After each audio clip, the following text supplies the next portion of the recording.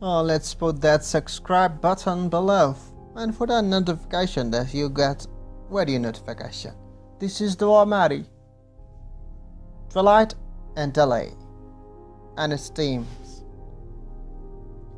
Twilight and Delhi by Ahmed Ali. Twilight and Delhi focuses on the culture of the colonial India.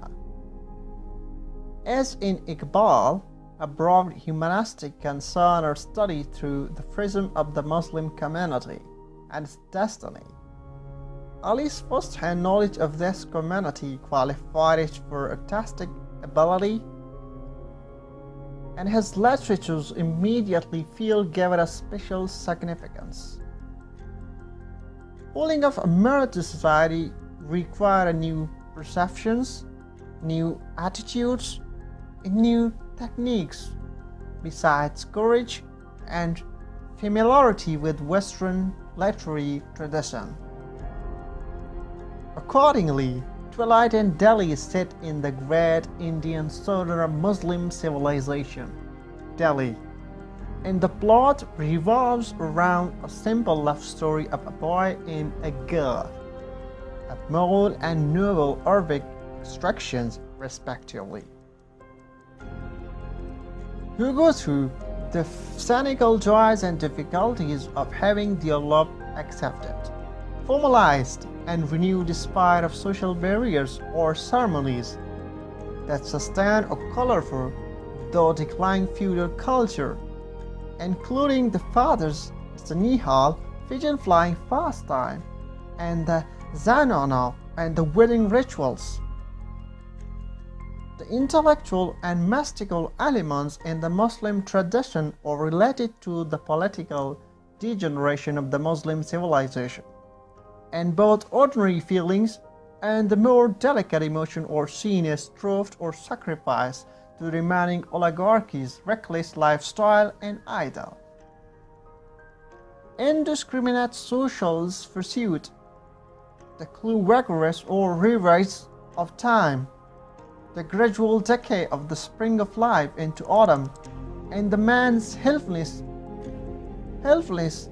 in the face of this change, the pain of the transient of life, and the doubts about the purpose of life itself are the themes of the book. First theme I'm gonna discuss with you people today is that the struggle over memory or modernity versus old India. In Twilight and Delhi, memory is seen both as a source of personal identity and as a burden preventing to attain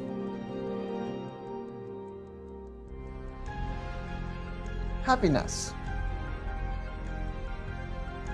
Each character is involved in a struggle to arrive, but more importantly, in a struggle to forget certain aspects of past.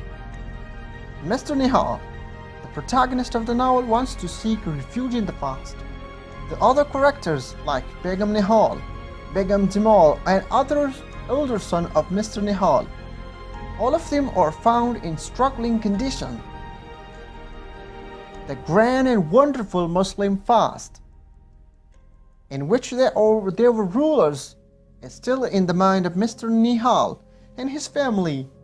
Other affairs is a rebel going against the vast tradition, but towards the end of the novel, caught in the trap of cruel and remorseless fate, wants to rewind the time the city Delhi has faced the rise and fall, which was once the jewel of the world, where dwelt only the loved ones of fate,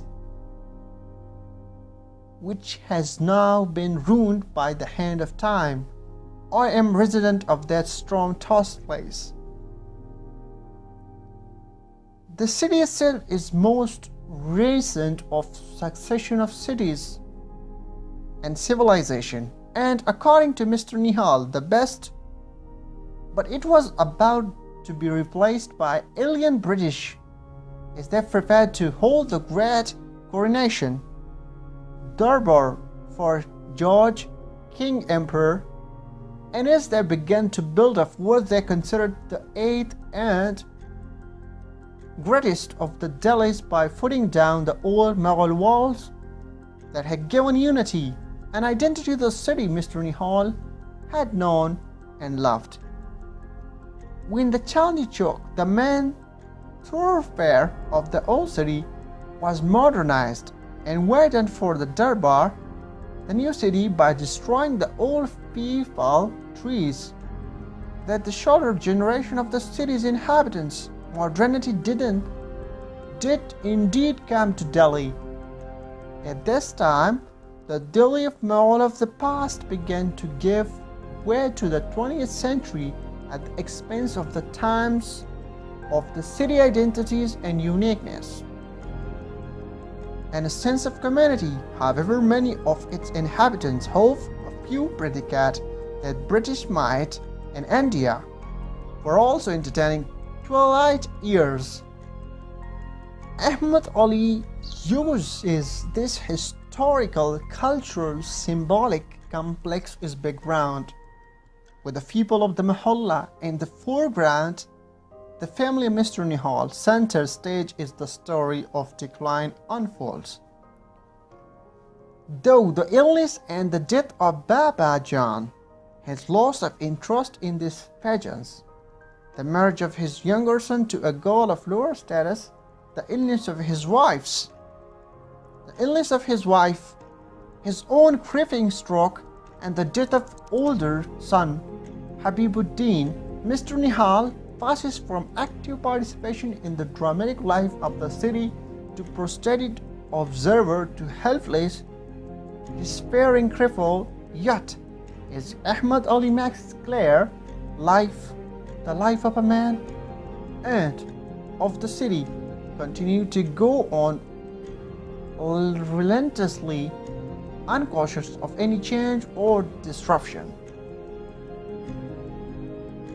New ways and ideas had come into being. A hybrid culture which had nothing in it of the past was forcing itself upon Hindustan a wedge. If you want more such like videos, such like themes, such like critical analysis, subscribe channel, push the thumbs up and comments below.